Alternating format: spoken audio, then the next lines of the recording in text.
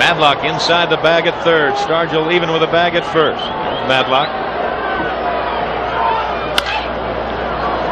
Down the left field line. Johnny Milner right there. And now look at the breeze pickup. It really did. It gave Milner all kinds of trouble as suddenly he was backpedaling in the manner of a linebacker. Now there's two gone, and we go to Kiko Garcia. This telecast is presented by authority of Major League Baseball and is intended solely for the private, non-commercial use of our audience. Any publication, reproduction, retransmission, or other use of the pictures, descriptions, and accounts of this game without the express written consent of Major League Baseball is prohibited. Here's Garcia. A key double in the third to drive in two. He struck out his first time at bat, 1 for 2. 1-0 the count. Got to believe that Chuck Tanner has realized that Bibby has thrown a lot of pitches. He's struggled. He's been in some jams, but he's managed to pitch out of it. Hit well to center field. Moreno giving ground, but has the play, and that is out number 3. So Baltimore has gone 1-2-3 in the fifth, and after 4.5, it remains 4-3 Pittsburgh. Stone has a fastball that'll run on you as you look at Tim Foley, who will lead it off for Pittsburgh in the fifth inning. It'll be Foley, Parker, and Stargell, the first three to face Stone. Tim is 2 for 2 this afternoon. Both infield singles.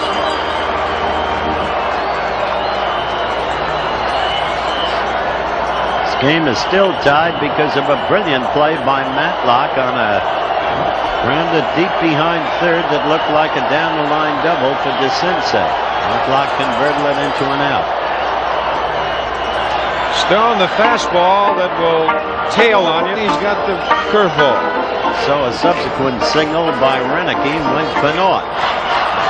This has been in the pattern of this series, this game. 2 balls and no strikes to Foley. Here's the guy you want to keep off base. You see Skaggs looking over to the right, just reminding himself who's in the on-deck circle. You can't miss him because he's a big one. Dave Parker.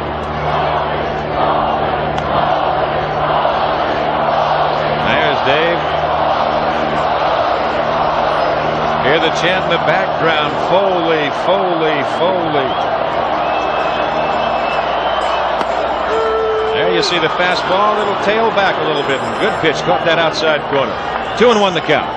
4-3 Pittsburgh. Bottom of the fifth.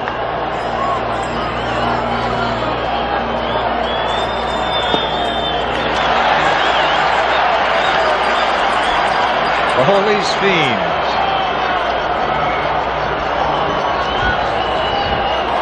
This is a bad time to put Mr. Foley on. Good pitch. And Foley takes the count 3-2. You see Timmy taking all the way. He's looking for one thing, and that's to be a base runner when he got the 3-ball count.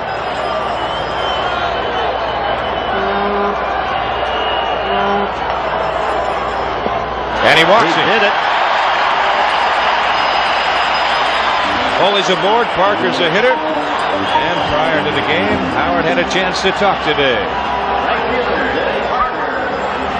See a team more confident than this team that you're a part of? I tell you, it's been that way ever since I've been in the Pirate organization. But we're so deep in talent that it's just unreal. This is the best club I've ever been on.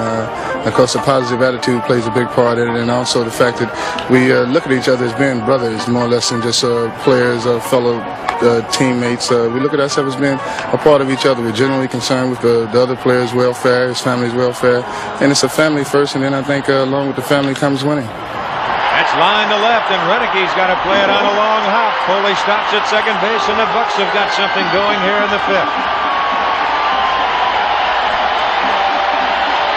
And look who's coming up. And the fans on their feet, waving their pom-poms, their yellow hankies, whatever they have, their pennants. Just look at all of them, ladies and gentlemen. We talked about these two cities, the teams, what they've meant to the cities. We did that yesterday. The family, that's what the legend says on top of the Pirates dugout. And somehow or other, they're all family here in Three Rivers Stadium, as they have been all year long. And here are the Bucks on top by 1, threatening to get more. As Stargell just leans away from the fastball, looking in. And we get action again in the Baltimore bullpen. Stargell 2 for 2, a home run and a double.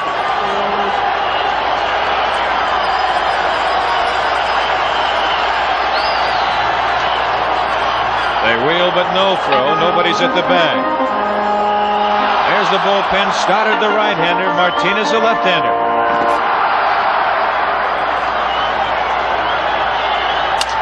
Jammed him. And it'll be DeCinces to make the catch. They call the infield fly.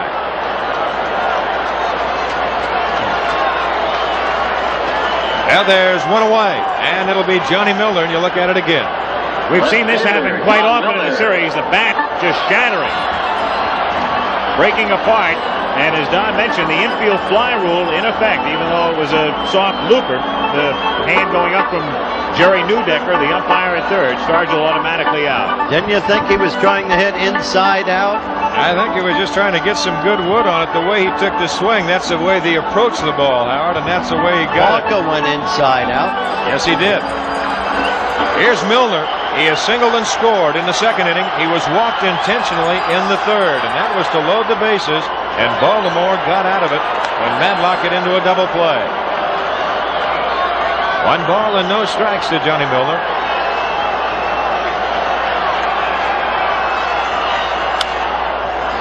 Foul out of play.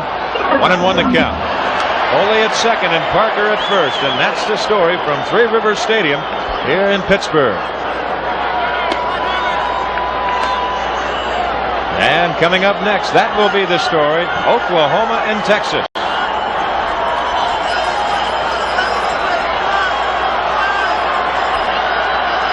One ball, 1 strike, 1 out.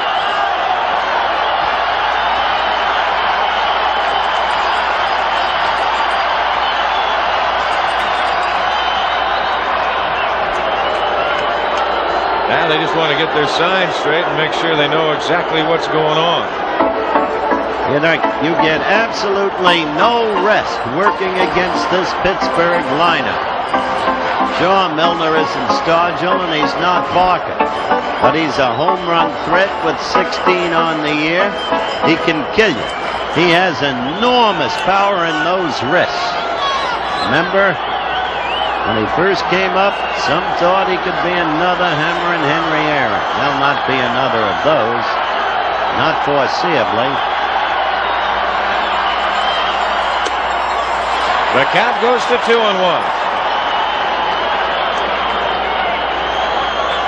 The Pirates with 4 runs in the second inning, and Baltimore coming back with 3 of their own in the third, and that's where we stand.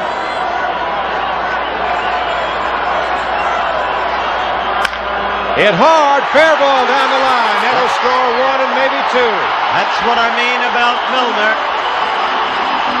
Parker to third, he holds. Milner at second, and it's 5-3 Pittsburgh on the run-producing double by Johnny Milner.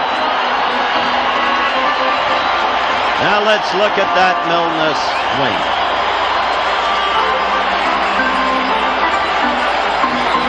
Yep, they used to call Johnny over at Shea the Hammer when he was with the Mets. He's a quiet man. Look at it again. Has a fine, level swing with those wrists. Here comes Earl Weaver out as you look at the remainder of that play. Weaver out to the mound. Steve Stone did it to himself when he led off the inning, walking Tim Foley. Well, that was the thing that you could see Foley. That's all he was trying to do was get on.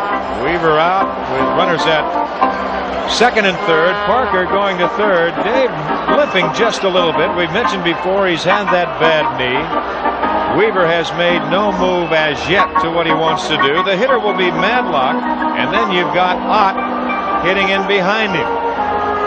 It appears, see Weaver holding up those 2 fingers like that. They're liable to walk Bill Madlock. We'll have to wait and see. Maybe not. 1 out.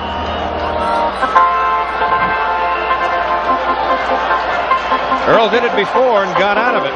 If he walks Matlock, then it will be to bring Tippy Martinez in from the bullpen where he's been working the pitch to add up.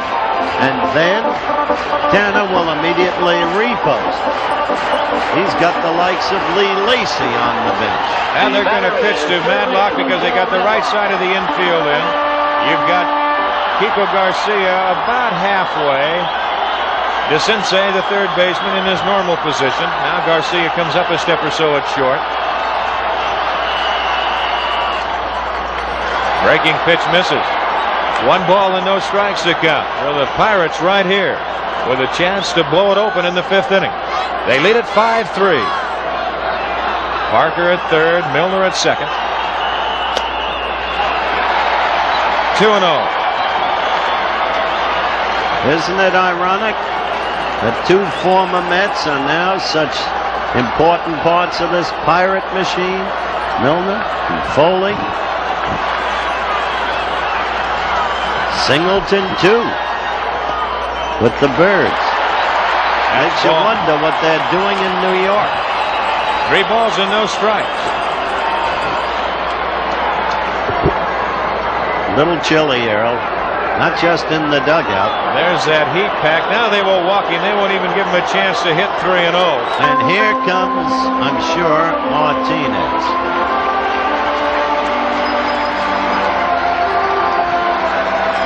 Earl Weaver, the 2 fingers, and they will play for the double play. Nope. He'll fool you every time. Well, I saw before when he held those 2 fingers up, I had an idea that that's what he had in the back of his mind. They were going to maybe try just to pitch Madlock carefully. Well, they just decided to put him on. Here's out 1 for 2, a long double. Good breaking pitch, 0-1.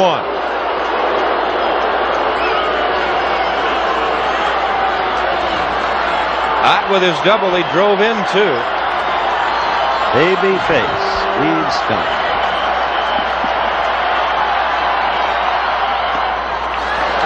Backhanded by Skaggs. 1 ball, 1 strike the count. That's Parker at third. Milner at second. Madlock at first. The bases full of Bucks.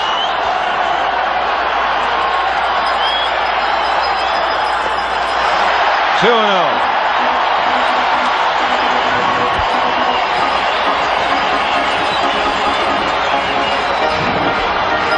Well, these Buck fans come alive.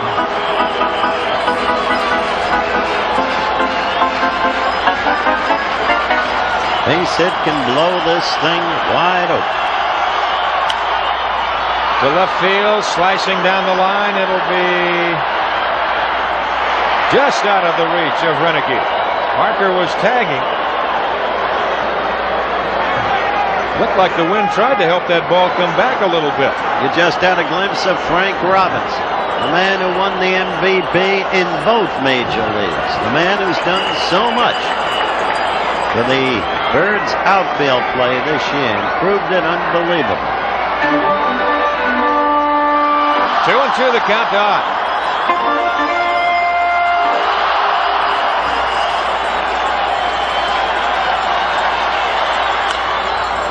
Foul, and that goes into the Pirate dugout. There you see that sign, the family, on top of the Pittsburgh dugout.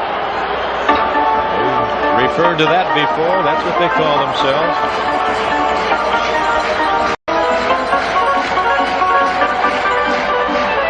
Infield double play depth. 5-3 Pittsburgh, bottom of the 5th.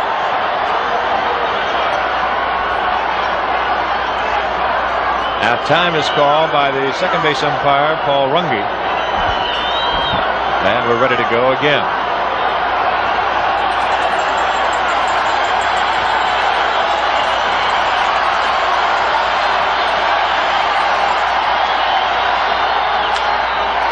To left field, Renicky's got a good arm. Parker tagging. He bluffs coming, and Renicky guns it to DeCinces, and Parker, with good judgment, stays at third. And here is the kid who is 7 for 12 in this World Series, the leading hitter. Bill Garner.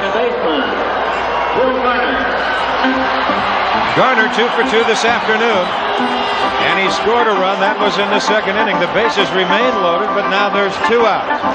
The Orioles 1 out from getting out of a tough jam here in the 5th inning. They've given up a run. The Pirates lead it 5-3. Oh, do these two teams battle? Boy, they do.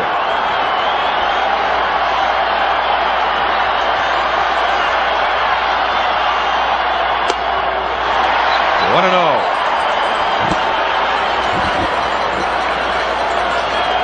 Steve Stone usually has very good command. Garner's game. Garner's hitting in this series is .583. 2-0. There's no place to put him. It was the inning opening walk to Foley. Repeat that really touched off A, the run already scored, and B, the potential big inning. There's the strike, and the count goes to 2-1.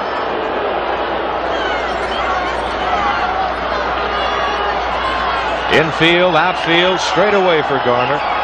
Remember, Drysdale gets your runs.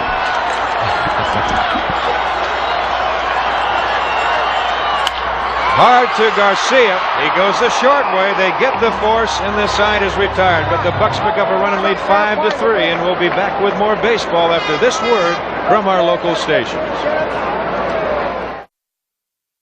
It's also got Lowenstein if he wants to try him despite the sore ankle.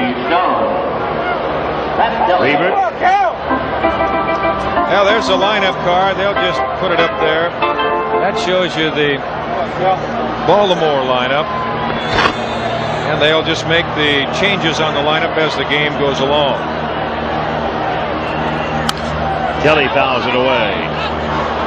Pat, as a pinch hitter this season, was 11 for 24. And hit 3 pinch home runs. One of them a grand slam off Dave Harrellow. He hit one a ton in the playoffs against the Angels, too. That just kind of put the icing on the cake. That did. Blew game 4 open, and the Orioles went on to win it 8-0 back of McGregor. 1-1.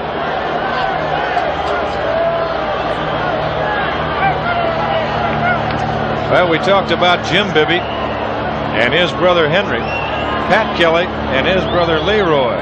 What a football player he was. Cleveland Browns.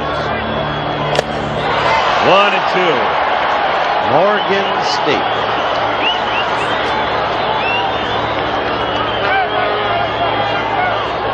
Number 44.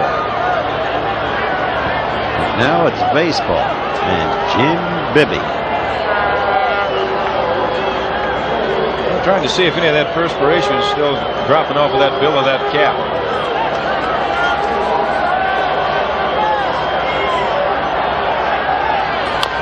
Half swing, little bouncer to the right side. Stargell looked at second, then goes back, and no, he was not on the bag. They call him safe as they contend Garner was not on the bag. Jim McKean made the call, and Chuck Tanner is right there.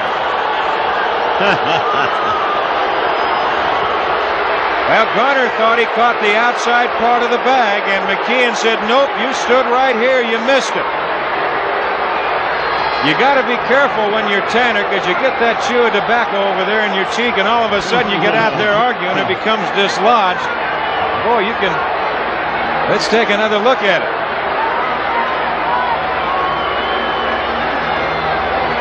He might have slid off. He didn't appear to touch it, but really the angle in this case isn't that good. But it doesn't matter. The decision's made. And suddenly, let's isolate on Willie on the play. Willie wants to go to second base, I think, Howard. Now that's what cost Willie, right there. Taking that time to look at second, deciding against it. Now, from that angle, it makes it look like he was outside the base. But Meanwhile, Tanner has gone from first base to the mound, and Bibby will be coming out here in the 7th. 6-3 Pirates.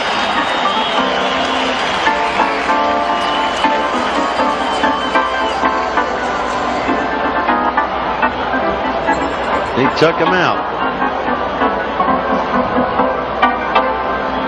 The new Pirate pitcher, number 23, Matt Jackson. Matt Jackson.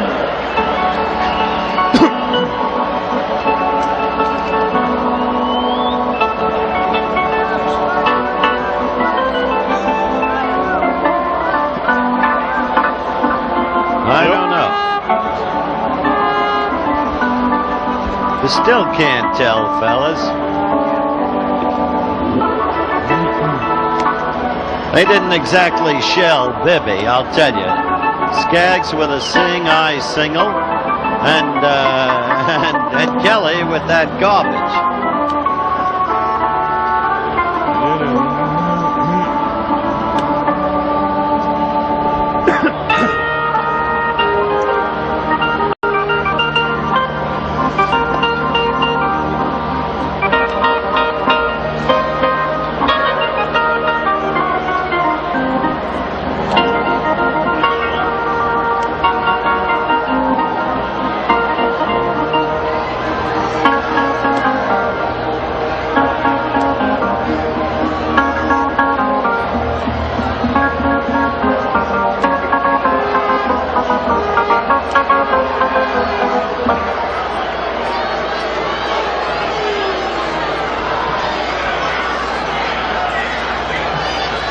Well, Grant Jackson brought in conceivably to pitch to just one man. That would be Bunbury, who is up right now. Bunbury, a left-handed batter, and in the bullpen, the Pirates with two right-handers, Don Robinson and Kent Colby, are both throwing. So if Jackson takes care of Bunbury, we very well might see Tanner bring in Colby. That's true.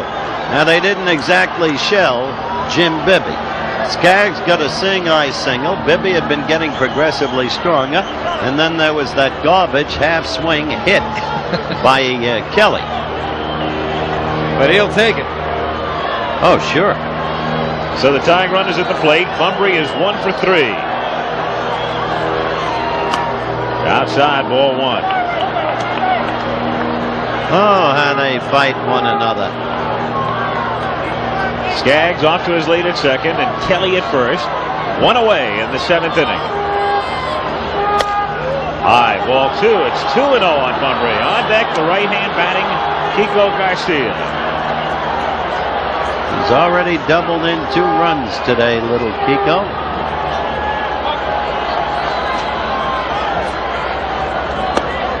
And it's 3-0. This was not what Chuck Tanner was looking at. Chuck Tanner. Yes, Chuck Tanner. The 3-0 pitch, Bunbury taken all the way, and it's 3-1.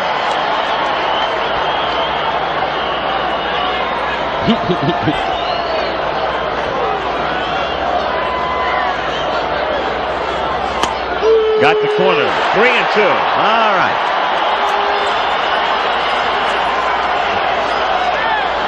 That's what Chuck Tanner was looking for. That was a tough 3-1 pitch.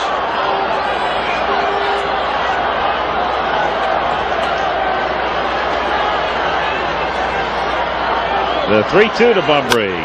Bouncing ball hit down to Foley to Garner 1. Back to first. We double it. No runs, 2 hits. Man left. Jackson does the job. In the middle of the 7th, it remains 6-3 Pittsburgh. Now let's take a look at that double play that ended that little uprising by Baltimore. Foley to Garner. Now the return throw to Stargell. Very close at first base. Jimmy Fry, the first base coach, he kind of jumped up in the air on that call. As you look at the new Baltimore pitcher, Big Tim Stoddard. Now you look at this, you'll see Willie cheated just a little bit, which is the mark of the good first baseman. Close play, and Jim McKeon right there to make the call. Here is the huge one, Stoddard. They go from the 5'10" Steve Stone to the 6'7" Tim Stoddard. former basketball player at North Carolina State, teammate of David Thompson there, as the Wolfpack won an NCAA championship. And coming up, of course, immediately following this one, Oklahoma and Texas. The game has not yet started. Still pre-game festivities, so you do not figure to miss much of any of it. Oklahoma and Texas. John Milner. It's Marion Milner. And there's husband John. And as you look back on this ball game, this guy got as big a hit as there was. A double down the right field foul line with 2 on. And he built up the 5th run, brought it in with that hit for the Bucks. That put him not 1 run ahead of the Birds, but 2. Gave him a little breathing room as the count goes to 0-2. Milner, Madlock, and Ott. Stoddard, signed by the White Sox, released by Chicago, picked up by Baltimore. Spent some time on the disabled list this year as Milner hits a fly ball to shallow left. Garcia goes out. And Kiko will put this one away. So 1 down here in the 7th inning. And up comes Madlock. This has been a long ball game. It's been a ball game of squandered opportunity after squandered opportunity by both sides. Correct, Twin D? Yes, sir. I would have to say that. It's been kind of a funny series in a way. You came into. That is not Bob Uecker. How do you know? That was Bob Uecker with a cigar.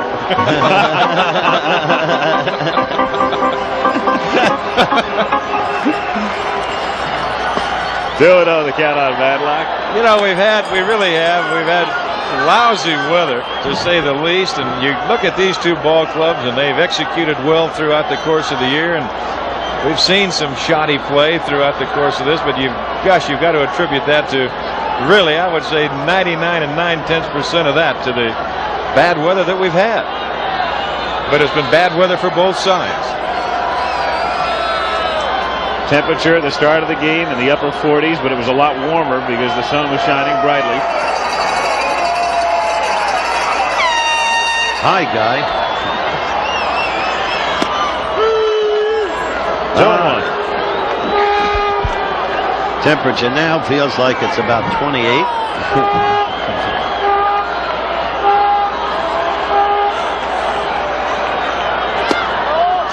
3-1 the count. You know, you talk about the good play Madlock made before, the instrumental play at third. It's interesting because at one point a couple of years ago, the Giants thought he couldn't play third anymore, moved him over to second. Then when the deal was made with Pittsburgh, they put him back. Ball 4. And it was a big deal for Pittsburgh because that took Garner off at third and put him at second. That's exactly right. They knew they needed help because in the infield, Rennie Stennett. And it's really a tragic case because he was one of the finest second basemen in all of baseball. A couple of years ago, broke his ankle. Hasn't played up to his ability since because of the injury. They needed help. They moved Garner over to second, put Madlock at third. That's Mrs. Eddie Ott.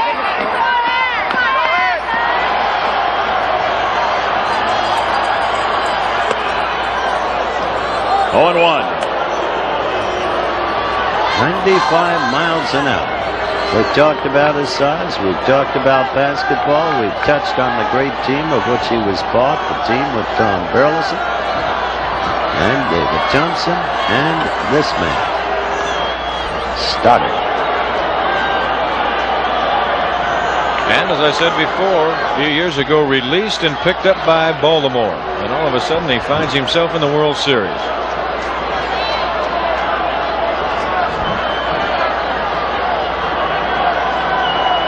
Stoddard, the 4th pitcher used by Weaver today. Yeah, when he was released, you just knew that he was tickled pink. He told Baltimore, he says, I'll do whatever you want me to do. I'll go anywhere you want me to go. He's thankful for the chance to play. They send Madlock as Ott fouls it away, and the count is 0-2.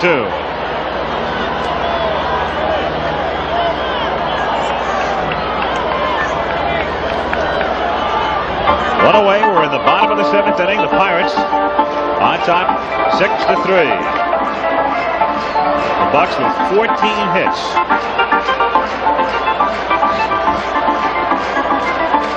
Foley leading the hit parade with 3.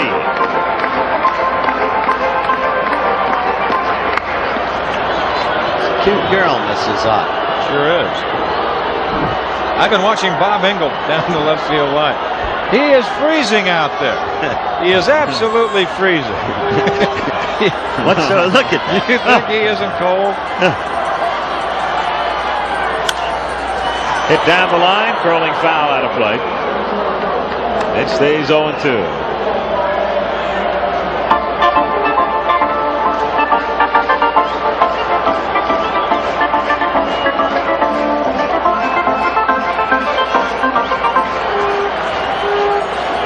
They send Madlock. The pitch is inside. Skaggs' throw is a beauty. It really was. I tell you, he threw that ball like Dempsey. He got rid of it great. This pitch up and in. Out a little swing. Now he gets it up in the webbing, and there's a chance where you can't reach in and get it cleanly, but he's got it right on the money, and a good tag by Garcia.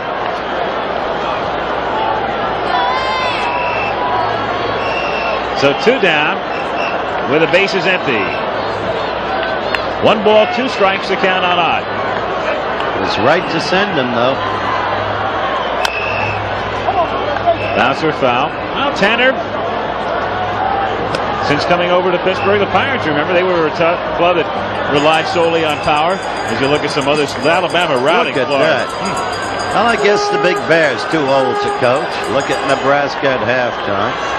And the Buckeyes giving it to the Hoosiers 40-6. And, of course, following this one, they'll go right down to the Cotton Bowl in Big D for Oklahoma, Texas. 1 ball, 2 strikes, the count.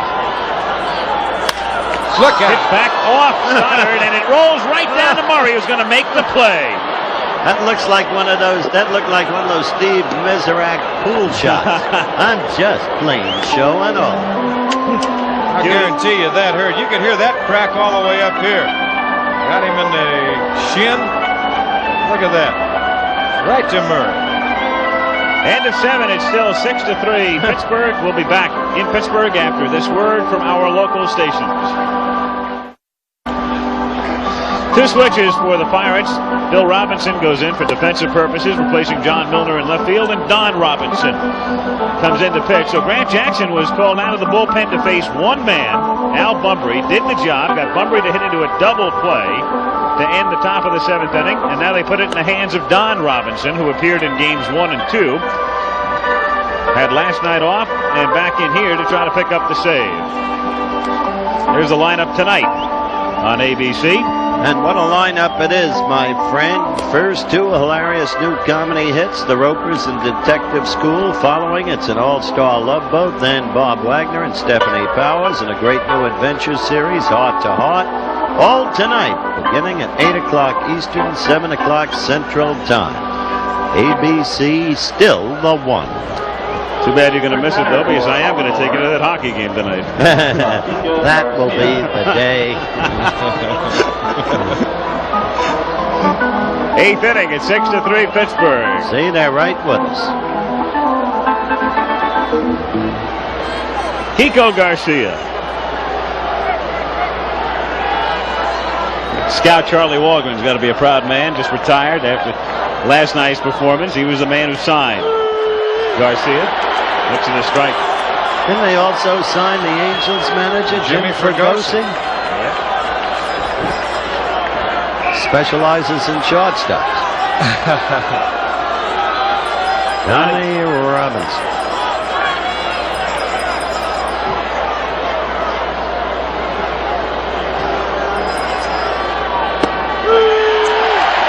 To the count. Well, you mentioned yesterday Kiko up there from the Bay Area. That's where Jimmy Fregosi's from. Garcia, born in Martinez, California, living in Walnut Creek. Jimmy would never have made it without Bobby Cannot. Well, he's got to go high on that list for Manager of the Year in the American League, the job that he did. Garcia with a check swing foul. A lot of guys could win that award this year. You got to look at Gene Mock. That's right. Gene Mock, Jim Fregosi, the man we've been talking about here for the last 4 days. Absolutely. Earl Weaver. And Chuck Tanner. Chuck Tanner, that's the National League. And Dick Williams. Yeah, what a job he did. Billy Burden. That's right. Johnny McNamara. Sure. Right. 1-2 pitch is fouled away by Garcia. Johnny came by earlier. Looks good. He's at peace with himself. Had a good year. I think that's maybe going to be one of the tougher jobs that that committee has to do this year, is pick the Manager of the Year for the two leagues. It's no guarantee that you'll have the job, though, the next season. Look at Joe Altobelli. That's right. 1-2 pitch, loop to shallow right field. Parker got a late start, then has to short hop it. It's a base hit for Garcia. Dave did misjudge it.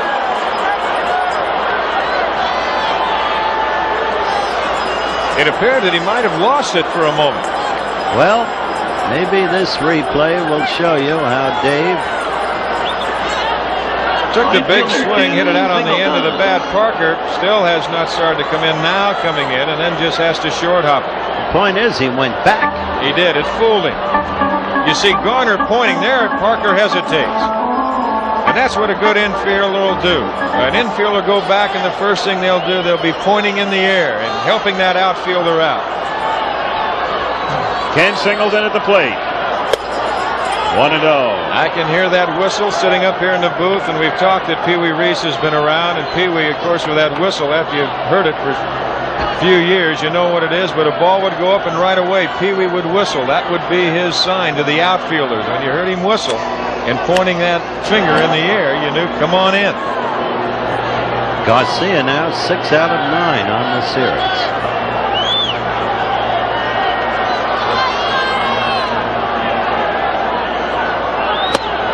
A strike. This program, an exclusive presentation of ABC Sports. Let's pause 5 seconds to allow our local stations to identify themselves. That last pitch was a beauty. A fastball that tailed off. 91 miles an hour. Lights are now lit, and there he is. What an unlikely looking figure for the great pitcher he is. 2-1 the count. Well, they've turned the lights on here at Free River Stadium as it is clouded up, getting darker and colder by the moment. Well, there were 4. You're talking about managers in the brevity of glory. There were 4 divisional winners last year, fellas. Lemon, Herzog, Ozark, and Lasarda. Only one remains, Lasarda. 2-1 pitch is hit off the glove of Foley and out into left field. And stopping at second, Garcia. So the Birds don't give up. Watch this. Great effort. Great effort by Tim Foley. Timmy making the dive. Just got a glove on the ball, but I don't know if he could have made a play on it if he'd have come up with it anyway. If ever a guy is due, it's Eddie Murray. So suddenly Robinson's in trouble. Not totally his fault. Parker going back on a ball he should have come in for. So the Pirates, who've already pulled off 3 double plays, in need of another one here. Murray has struck out twice and hit into one of the double plays. So Eddie, after a hot start in the series, is now 4 for 12. 2 on, nobody out. 8th inning, 6-3 Pittsburgh.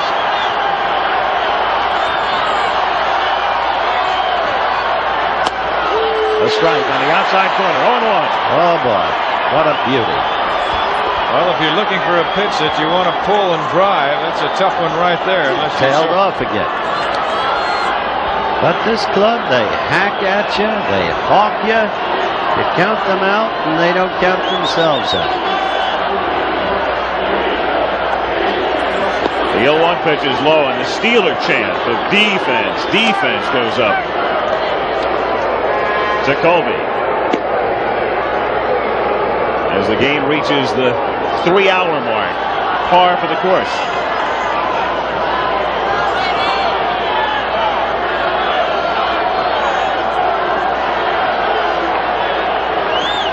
The 1-1 pitch. Oh, good. What a beauty. Oh, did that ball down. Oh, what a breaking pitch. fell off. In tight. Look at this again. This is just a mismatch on this one pitch and this swing. Not going to hit that ball. 1-2. The Sensei on deck.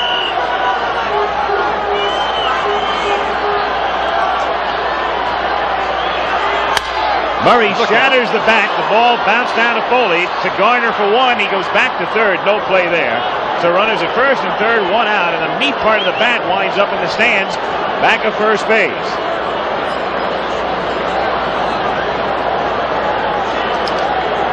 Oklahoma number 3. Texas number 4. Coming up when we go into Dallas right after this one. But it's 6-3. The Pirates on top. Runners at first and third and one down. Boy, that bat really did splinter. It went over just over the commissioner's box, and Third baseman, Doug Sensei. so nobody got hurt seriously. Sensei started the series with a 2-run home run. Has had nothing since. Has not hit the ball well except for one time when he shot one to deep right center. Off Robinson, by the way. A great catch by Parker. 1-0 the count. Doug has walked twice today and flied out. He's a fastball hitter. That accounts for at least some of his success against Guidry.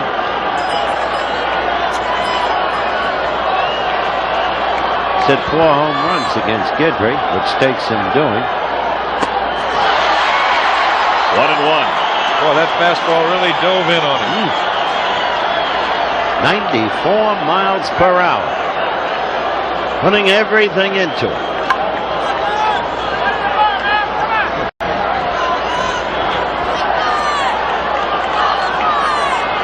Fire at infield, double play depth. Runners at first and third and one away.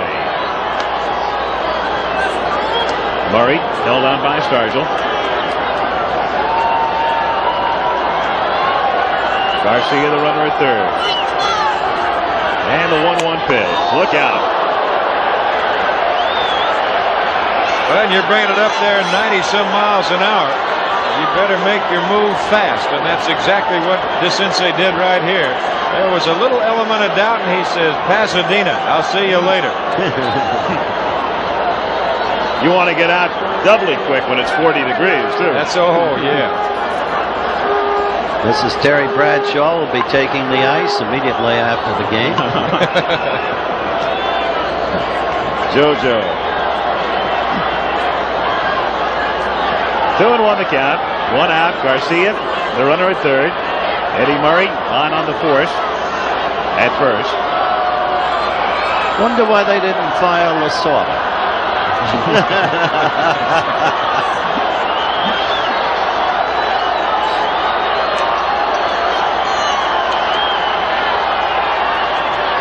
Two-one pitch is fouled back. 2-2. He had a swing at that. He was just about on that one. Can't fire Tommy. Get him out of the game lose half its color.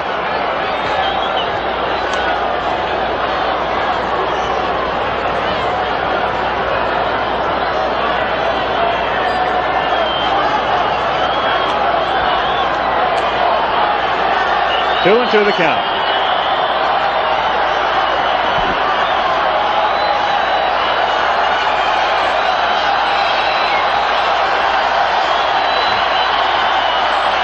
Well, the fans aren't rooting for a rally. They're rooting for a strikeout here. And they almost get one. They appeal? No. Ball 3-2.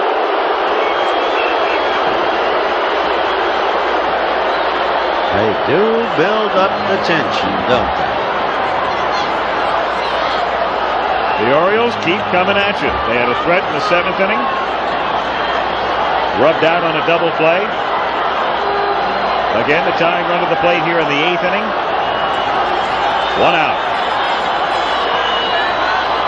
The Sensei backing out after Robinson had shook off a couple of centers.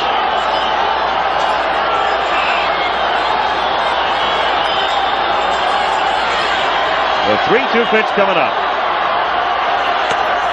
Ball 4 to load him up. So the bases are loaded with 1 out here in the 8th inning. And Gary Renicky is the batter. Chuck Tanner, he still has Colby in the bullpen, talking it over with Harvey Haddix, the pitching coach. Colby sneaking a peek over toward the dugout to see if Chuck had made any move. Now Tanner is going to go get him. Here he goes. Let's see if Weaver stays with Renicky.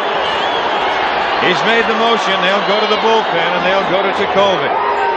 Weaver has Terry Crowley and John Lowenstein, left-handed batters. So right now, as we await the advent of Kent Colby, let's go down to Keith Jackson in Dallas and get the Oklahoma-Texas scene set.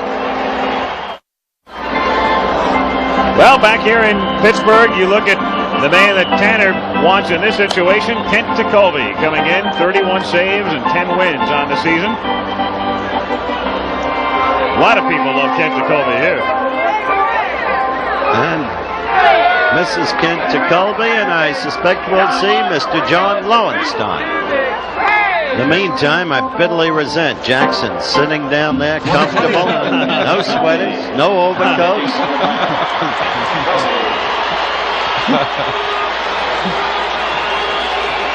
Well, here comes Lowenstein with the bases loaded and 1 out. Pirates on top 6-3 in the top of the 8th inning.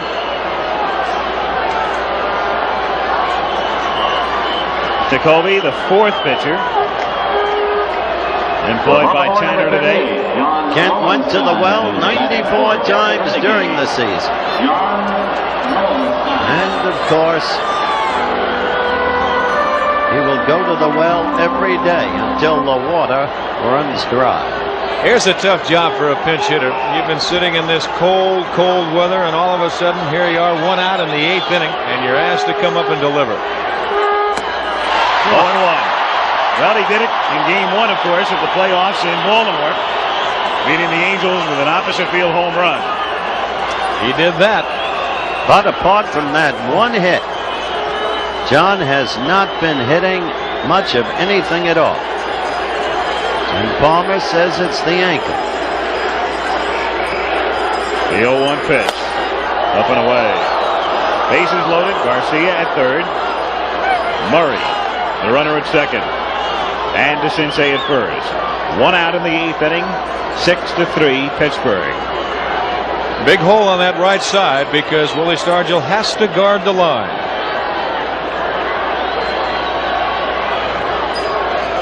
Colby has faced 9 men in the series thus far and retired 9. Kind of an unusual outfielder line. Well, really not unusual. Except that Moreno is shading slightly to left center. Parker is playing Lowenstein like a pull hitter in right. You've got a big hole and a gap in right center. Madlock has to guard the line at third.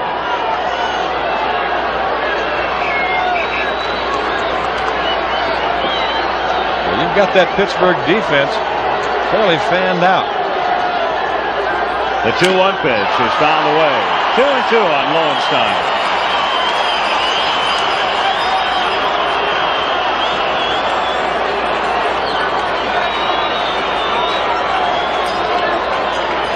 These two teams play a game. They get back to their respective quarters in a state of shock. Absolutely in shock. They give everything.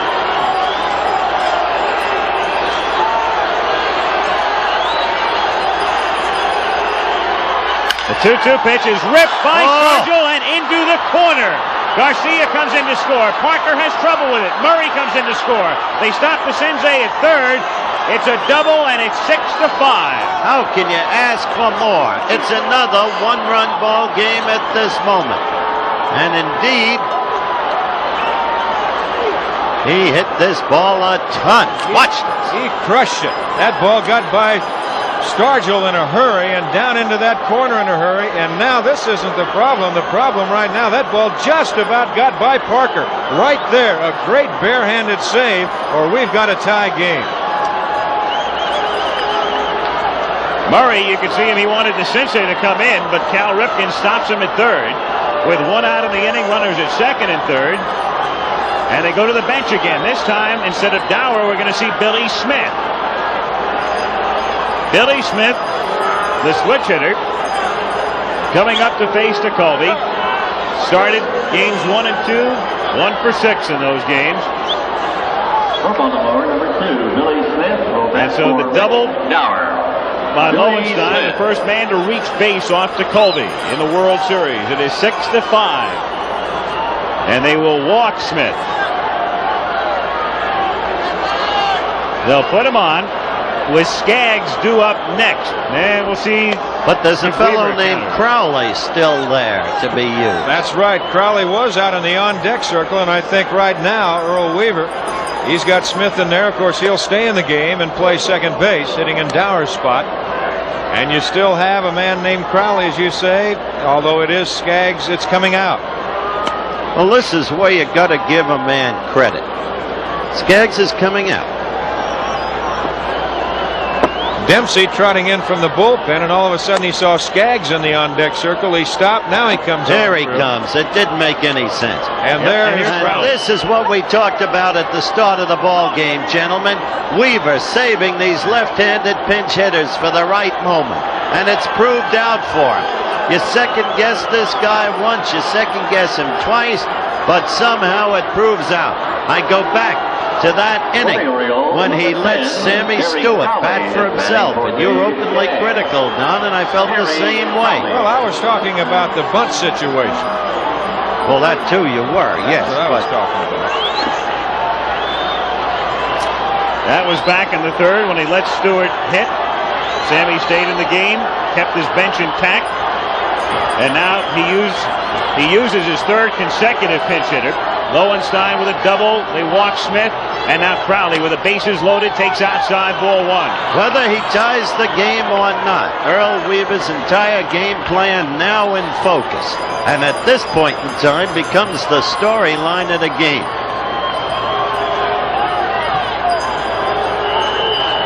Pirate infield, double play depth with the bases loaded. The 1-0 pitch is beaten foul off to the right. 1-1. Well, DeColvey worked, what, a few innings last night. Bases loaded with DeCinces, the runner, at third. John Lowenstein at second, and Billy Smith at first. 1 out in the 8th inning. The Pirates led 4-0, then 4-3, then 5-3, and 6-3 coming into the 8th. And now it's 6-5. Crowley, second time around with the Orioles. Got the outside corner, and Crowley doesn't like that call at all. Frankly, I don't blame him. Let's look at this one again, Twin-D. Close pitch.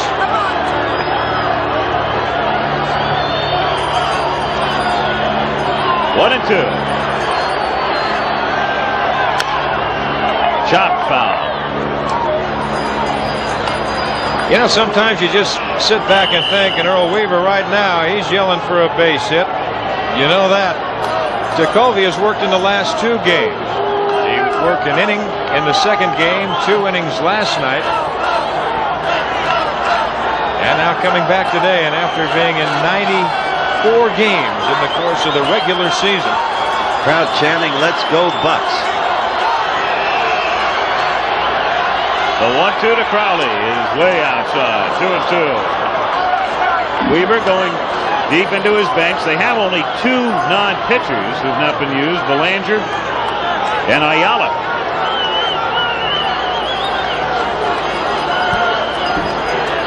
And Dempsey. Don't forget Rick Dempsey. because in my opinion, that's the man he might go to. The 2-2 pitch is lined into the right field corner, and Baltimore will take the lead as Sensei comes in to score to tie it.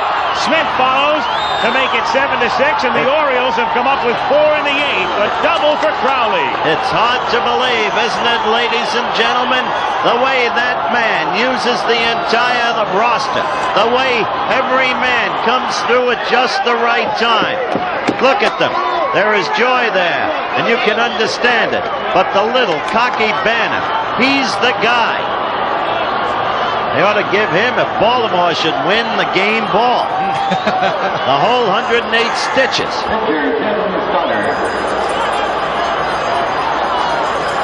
So the Orioles have overtaken the Pirates. It is 7-6. Still only 1 out and runners at second and third. And he stays with Stoddard. Perry Crowley off the bench.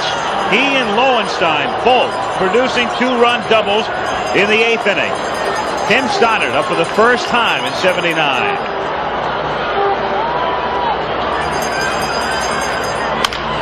Bouncer by Madlock through the drawn-in infield.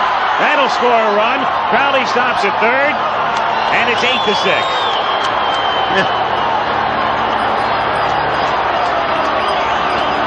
I don't believe it. Incredible. I don't believe it. Well, there's that ball again. Just a high hopper, and there's a artificial surface base hit. A 1-hopper by Madlock. They can only pick up 1 run as Robinson got on the ball in a hurry. And Stoddard, as you said, hasn't swung a bat all year long. Well, he has in batting practice. Baltimore's pitchers have been... That's Stoddard's first hit in organized baseball. He never had a hit in the minors or the majors. He got a big hit at this time. It's a crazy World Series, ladies and gentlemen. Absolutely crazy. But let's go back to the very beginning. Only, if the Bucs should lose this game, only 3 teams have ever rallied to win a series from a 3-1 deficit in games. The Tigers in 68. The Yankees in 58 against the then Milwaukee Braves. The Tigers did it to the Cardinals. And in 1925, when it was Forbes Field, the Bucs did it against the then Washington Senators. And if you want to look back, go to that second inning. There's your runner on third base. That's Dempsey, who goes into pinch run here. Dempsey was going to come into the game anyway to do the catching since they had hit for Skaggs. And there's Crowley. See how the Bucs' 2 malfeasances in the second inning, Don, now loom so important. They got 4 runs, a 4-0 lead. Didn't seem like anything. But boy. Now Bumbry. Failure to capitalize on opportunities, always caution. Now there'll be some second guessing about the use of Jacoby again, because he'd been used in the last 2 games. 1-1, especially last night. We remarked about it when he came into a game in which they were down by 4. Yeah, but they never second-guessed Chuck Tanner when he used Kent 94 times in the regular season. And indeed, the arm has been rubber. Bumbry, the 9th man to hit in the inning. The Orioles have scored 5 to lead at 8-6. Bumbry hits a chopper. This is going to be a tough play for Foley, who goes to Gardner. 1. That's all they get, and the Orioles get another run. As Dempsey comes in to score from third on the force. And it is 9-6. You turn around, they got 6 runs, and you think through the whole inning, and you wonder how they did it. They've been that kind of a ball club. They have just been fantastic. Look at Stoddard. You think they're not happy with him? He'll never forget that base hit. He's going to become one of Weaver's right-handed pinch hitters. Here's the man who got it all started. Led off in the 8th inning with a base hit, the 10th man to bat. 6 runs and 5 hits in the inning for the Orioles. 0-1. And let's go back to that base hit. It was a base hit that Parker appeared to lose for a moment. Right?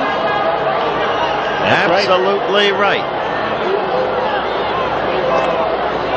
Singleton followed with a hit. Murray hit into a force. DeCinces the walk. And then the big blows, the doubles by Lowenstein and Crowley. 0-2 the count. You can't have the opportunities Pittsburgh has been given and squandered as many as they have. And even as Don mentioned, Parker misplaying Garcia's single. Remember the three-run rally. The three-run rally in the third for the Birds was started by Matlock's error. They said Bunbury, but it's academic because Garcia strikes out. The inning is over, but the damage was done. 6 runs, 5 hits in the middle of the 8th inning. Baltimore 9, Pittsburgh 6. Here are the changes now as we go to the bottom of the 8th inning. John Lowenstein stays in the game in left field. Billy Smith stays in the game at second base. And the pinch runner, Rick Dempsey, stays in the game back of the plate as Phil Garner leads off. 0-1 the count. I still don't believe this game. I don't believe Weaver.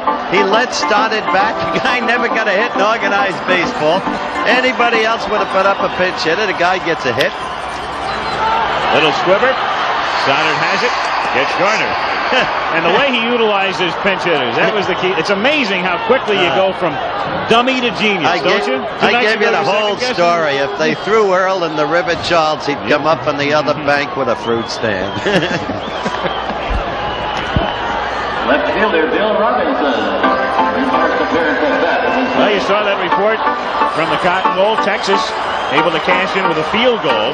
And the Longhorns with the early lead over the Sooners 3-0 in Dallas. Bill Robinson, he's batting in the number 9 spot. He was inserted there when he came in to replace Milner. A strike. The pitcher, Colby, is sitting in the number 5 spot. So we're down at the bottom of the order with Marino waiting on deck.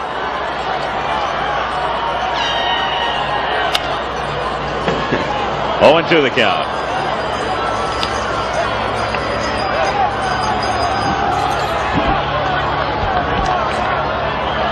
Would you have pinch hit for Stoddard? I'd have thought, probably would have. Yeah, I probably would have. I'd have tried to get as many as I could. Not that man. No, I'll say one thing. The way things have happened for Baltimore, maybe it's in the cards. Frank Robinson is learning.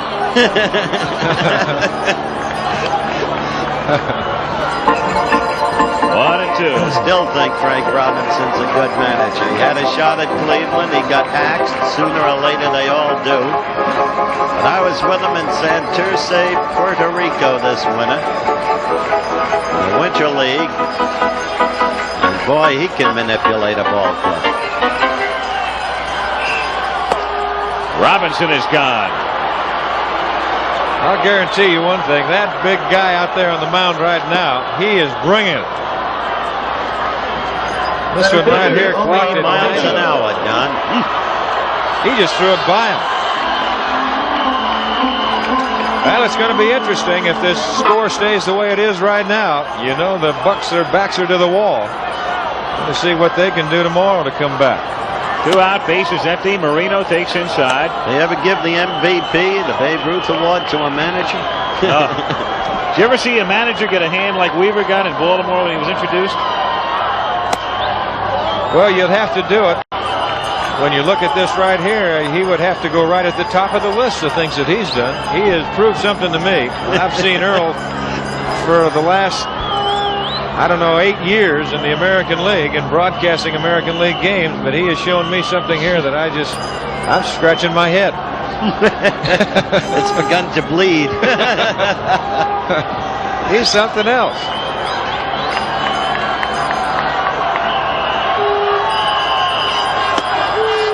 In there for a strike. Omar Marino, 1 for 4. 2 balls and 1 strike to count. 2-2. The omnipresent whistle. She's an attractive lady. Sure is. They got to be shell-shocked, these Pirates. They got to be. The fans are. You can just look around, and they are shell-shocked. It looked like it was iced. Remember, it was 4-0 Pittsburgh after 2. 6-3 Pittsburgh after 7. With the best relief corps in the business. Ground ball off the glove of Garcia, who slips down. So Marino picks up his second hit and his 5th in the series. Well, Marino got it out on the end of the bat. He just hits it where nobody can make a play on it. That's all. Garcia gives it A for effort, but he's not going to be able to make a play even if he comes up with the ball. And Johnny Lowenstein just finishing out to throw it back in. Ray Miller goes to the mound tomorrow in game number 5. We know that Mike Flanagan will be pitching for the Orioles. We assume Bruce Keeson for the Pirates. And then game 6, if necessary, on Tuesday, full pack. Don Stanhouse getting ready. Stan the man unusual. Into the bullpen. Well, if Weaver can take it with Stan, so can we. Tim Foley's had a perfect day. 3 singles and a walk. He scored twice. He's now 5 for 16 on the series. 0-1 the count. The Pirates with 15 hits, but only 6 runs. The Orioles with a dozen hits and 9 runs. Slow bouncer to Garcia. Kiko throwing to first, and it's dug out by Murray to end the 8th inning. Good play by Eddie as Foley flips his helmet back toward the Pirate dugout. Tim for line as hard as he could possibly go down the line. And just the old saying, you just can't outrun that baseball sometimes. So 8 full in the books at Three Rivers. It's 9-6 Baltimore. To the 9th inning. It's 9-6 Baltimore. The Orioles trying to make it 3 out of 4. And Ken Singleton will be leading off. Eddie Murray and Doug DeCinces to follow against Kent Tekulve. 1-0 the count. The way the Pirates have battled back all year, who knows what they'll do in the bottom of the 9th if they can contain Baltimore here in the top of the 9th. And they'll start it off with Parker. It'll be Parker, Stargell, and then the pitcher's spot since the pitcher's hitting 5th. You know, I just have to give so much credit to that Baltimore ball club. They just have battled back all year long. They've won more games than anybody in baseball, but they just don't know how to say die.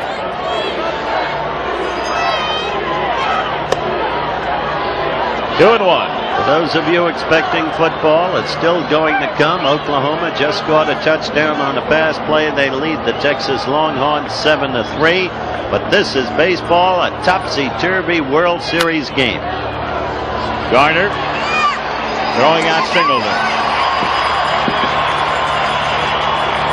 I don't care what the denials will be from the Bucks. If they lose this game, they have to be psychologically shell-shocked. They dominated the game until the 8th inning.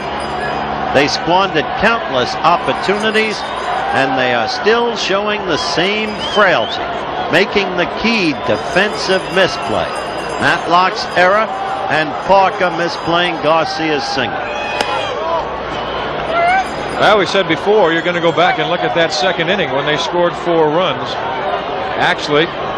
And their errors of commission on the base paths. They gave themselves 2 outs. Baltimore got only 1. 2-0 the count. Go Torrey, yes, manager. Joe, I wonder how you feel when you look at Singleton and when you look at the other Mets. He is a lovely man. Garner up with this one. And that's that for Murray. 2 down. So Eddie today, 0 for 5. You're complimenting the Baltimore club. Look in this World Series, you'll see they gave away a game, the 2nd game of the series. And they came back immediately and won in the opposition ballpark on the strange turf. That's right. If they would have picked up that 2nd game, this would have been number 4. It might be all over today. Well, this game's not over yet. No, it's not. Pittsburgh's come back too many times. Mentioned last night 41 times this year they've come from behind to win, 25 at their last at bats. 2 down, the base is empty. DeCinces today 0 for 1, and he's walked 3 times. 1-0. It is blustery right now. What it is winter. What it is cold. It's been winter all week.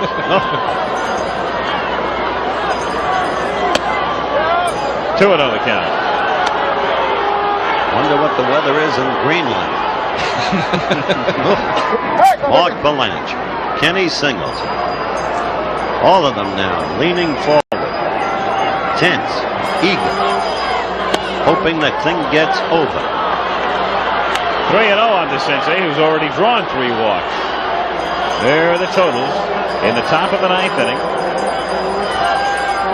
Baltimore with 6 in the 8th.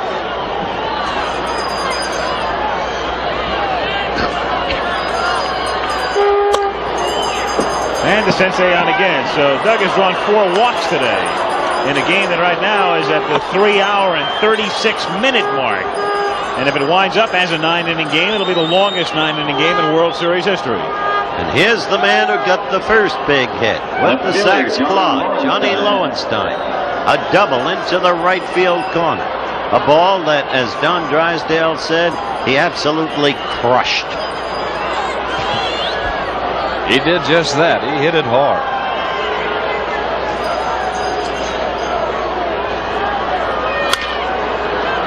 Garner for this one. And Phil takes care of everybody in the inning. At the end of 8 1/2, it remains Baltimore 9, Pittsburgh 6. Benny Ayala is now the only non-pitcher Earl Weaver has not used as he inserts Mark Belanger in at shortstop as we go to the bottom of the 9th inning. And this ABC Sports exclusive is being brought to you by Chevrolet. Like baseball, hot dogs, and apple pie, Chevy is an American favorite. See the exciting lineup of 1980 Chevrolets at your Chevy dealers. By Lowenbrow, when you want the taste of a truly great American beer, there's really only one. Tonight, let it be Lowenbrow. And by Actra, for closeness with comfort, it's Gillette's best shave. Bottom of the 9th inning, Parker, Stargell, and a pinch hitter, Ken Stoddard. There's no quitting this crowd. It's kind of a good thing. We saw it between innings and during the break. They stood as one, and to Sister Sledge's rendition of We Are Family, they danced and sang together. And they cheered Dave Parker when he got up. I said it yesterday, I say it again. It's something to see the spirit in Baltimore and Pittsburgh, and what a successful sports franchise can do for a city.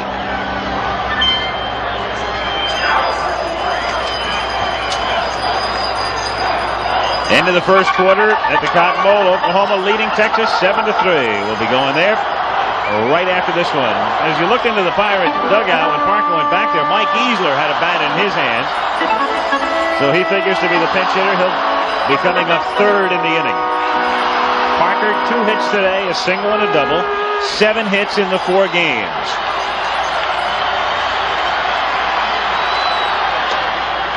One and one.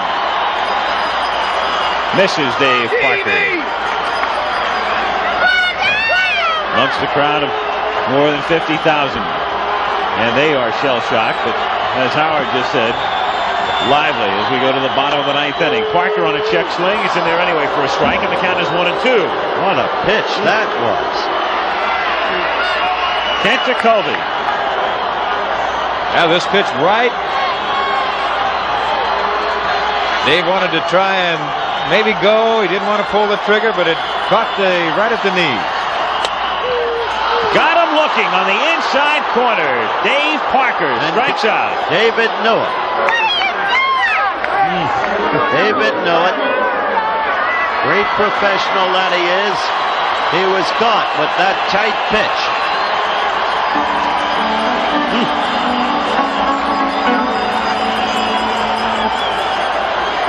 Stargell, a home run and a double. Grounded into center field for a base hit. So the Bucks get a man on with 1 out as Willie picks up his 3rd hit of the day and his 7th in the series. What a remarkable player. And he symbolizes this Pittsburgh club He's its leader. On the field. Stargell talking to the catcher, Rick Dempsey. Dempsey yelling something down to Willie. And how in the world did you hit that? Yeah, that's what he said. He said, why did you even hit that pitch? Here is Mike Easler. Pinch hitting. With 1 out in the bottom of the 9th inning. Mike Easler is batting for Jacoby. Mike Easler. Easler batting for Jacoby.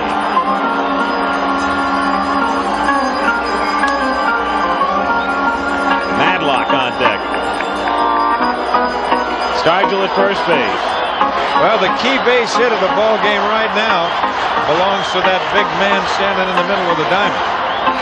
Stoddard. That's why the whole thing is. Easler hits it in the air to left field, but Lowenstein has a play and makes the catch. That's why Weaver is the storyline of this game. Everything he did was against the book, unorthodox, and he made it all work, or at least his team did. Third baseman Bill Madlock. Bill Madlock with 2 out in the 9th inning. Now the fans begin to drift out. There he is. He is a genius. He is. There's always a kind of twinkle in his eye, even when he's losing, you know?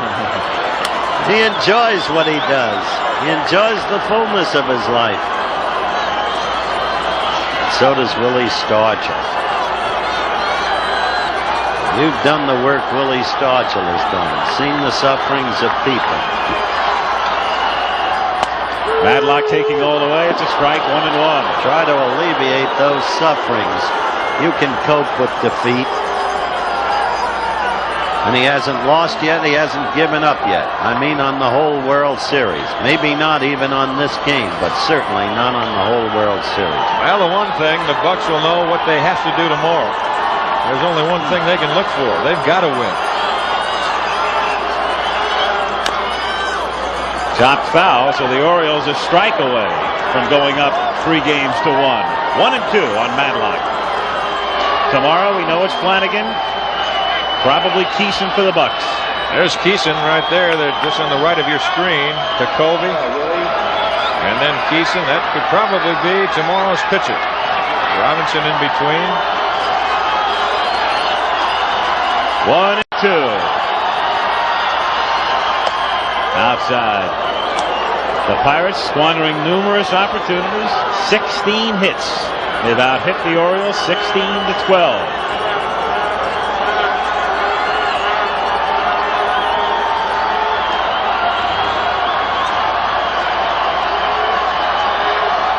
The 2-2 to Madlock is just outside. Oh, 3. This now is critical to Stoddard. Madlock gets on. The potential tying run comes to the plate. Bring it down to the very end, Donald. Right down to it. And slice it with a knife. 3-2. 2 outs. Ed Ott is on deck. Madlock pops it foul. Back with first. Murray will give chase but run out of room. 3-2. Here's the man that Stoddard wants right here. He does not want to have to go to Ott representing the tying run. Not only that, Eddie can hit it out on. Oh, yeah. He's a southpaw hitter, and he can hit it out on. Well, Decent power. Stanhouse and Martinez are throwing in the Baltimore bullpen. That's Ott. That's Martinez, a left-hander. Stanhouse, a right-hander. Madlock hits it to center field, and Bunbury will have to play it on a hop. So the Pirates keep it alive, and the tying run will come to the plate. Quit. They never heard of the word. Neither of these two teams. 17 hits for the Bucks. Started 1 strike away from victory. Madlock, a truly exceptional hitter. And now Eddie Ott. Tying run at the plate. The potential tying run. There's the graphic. It gives you the score. Weaver going to stay with Stoddard, knowing that if he brings in Martinez, Tanner would figure to go to the bench, maybe for Rennie Sennett. So Ott, the tying run at the plate. 0-1. Ooh, and he had a swing. I mean, you talk about unbuttoning those top few buttons and take a good swing. He did just that. The other man that Tanner could have gone to, had the left-hander come in, would have been Lee Lacy. But That man you don't want to bring in. You don't want to see come in. Hit 5 pinch hit home runs for the Dodgers in Lasorda. So Weaver figuring he's better off having Stoddard pitch to Ott. And Stoddard is airing it out right now, I'll tell you that. Stargell at third and Madlock at first. The 1-1 pitch is fouled back. 1-2. Proud. We'll be going right to the Cotton Bowl at the conclusion of this one. Oklahoma leading Texas 7-3 early second quarter. 1-2.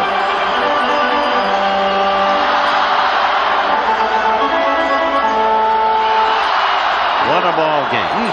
What a pair of teams. Foul out of play again. Ott hanging tough. Started not wanting to get the ball up and out where Ott can get a hold of it. Send it out of sight.